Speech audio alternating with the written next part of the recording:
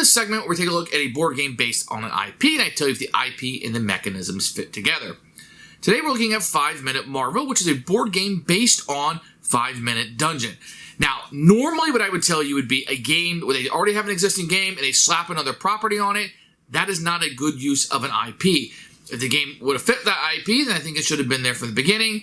It normally does not work. Here, I'm going to be middle of the road a little bit. So while the game is real time and you're fighting these bosses, these bad guys from the universe, these villains, you're going to be playing icons down. And that doesn't make a whole lot of sense, but I guess it's a fight where you're punching and you're jumping and you're shielding, and I guess you can close your eyes and squint just a little bit and see it there. But I think this is one of the rare examples where it actually does work.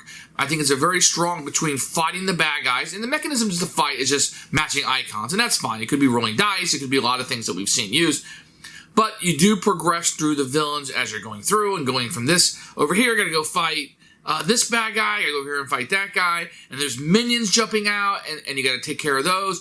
And each of the superheroes has a different power that you can utilize during the game. I think it all works really well to come into a package together, and the IP and the mechanisms fit okay. If you want to say just a comic book fight, that little aspect, that little slither, I think this does fine. It's just as good as any game that would have you with variable powers, dice rolling, etc. But in this case, you're flapping down cards as fast as you can go to match icons. I think it works pretty well. This is really a family favorite for us. I think that it works great. We're Marvel fans. I think that the IP works okay. I think I'd probably give it a 6.